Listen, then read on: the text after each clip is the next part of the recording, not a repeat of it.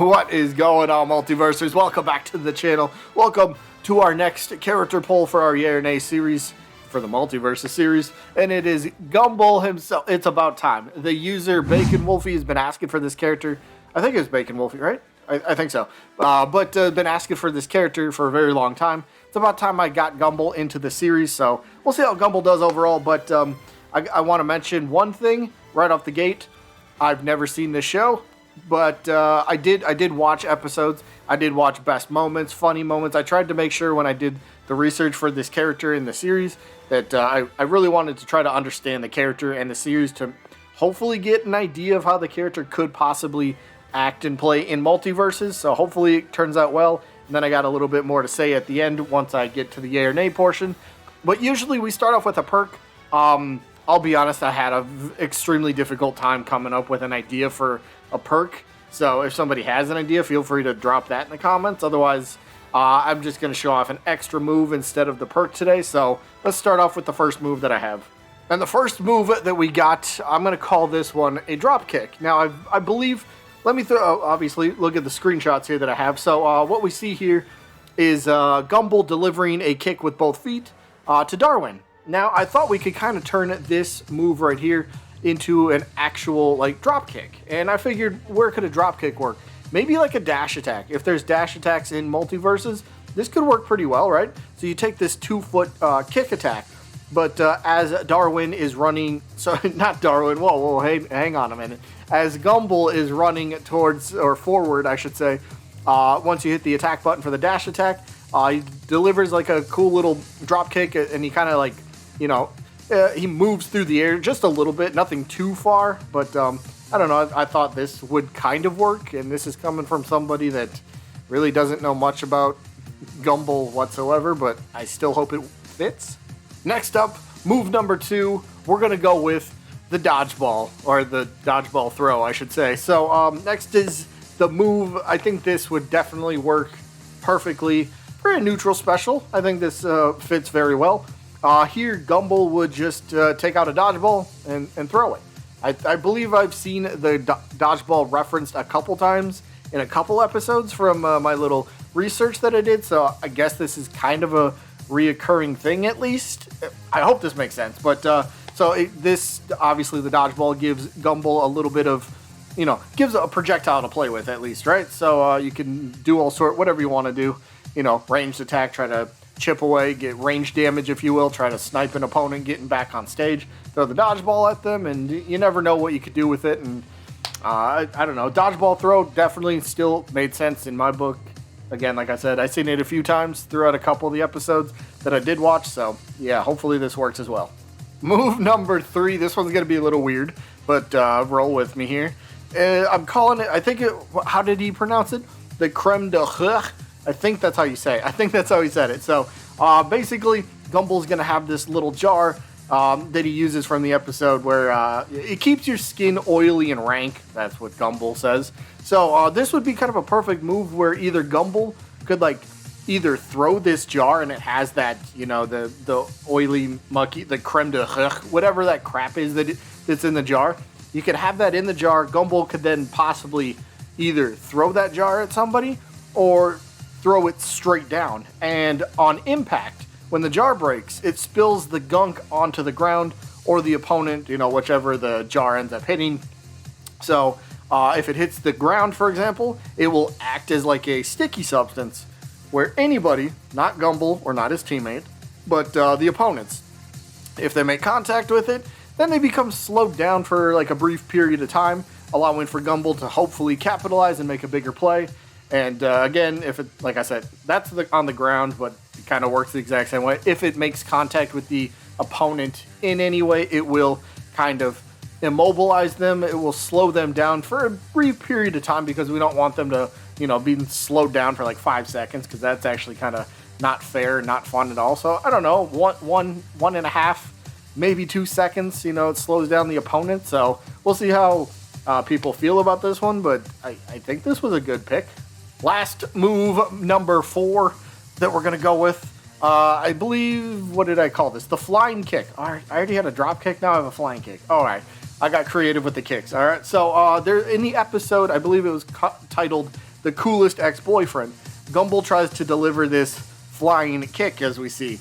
And the move itself, I thought, would work very well as like a down air, possibly, where Gumball would be moving during the animation, and it could also act as like a safe way for Gumball to kind of land back on stage. So say Gumball gets knocked into the air, but he wants to try to land, and the opponent's kind of standing right beneath him.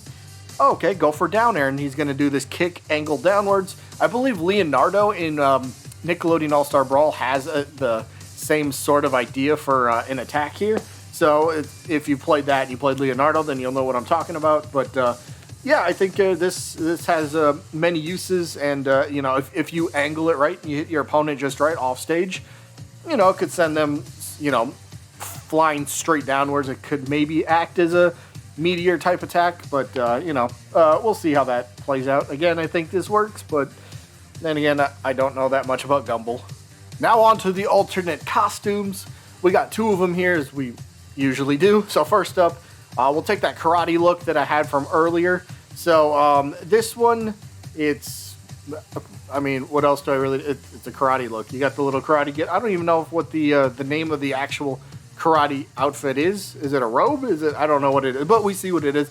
You got the white robe on, and then he's got the belt tied around him. So it's a simple idea for a skin. This could be possibly just you know, a common skin. I don't even know what kind of rarities the skins will have, but you know, something simple here works very well. But another one, I kind of like this one. I think if Gumball was in the game, I might end up buying this one. Again, it severely depend on how Gumball plays, but if it looks cool, I'd probably just end up buying it regardless. But his Apocalypse look, I think this one looked pretty good, and I enjoyed this one. It was a kind of a funny little episode too. So yeah, the Apocalypse look, the karate look, there's just a couple ideas for some alternate costumes.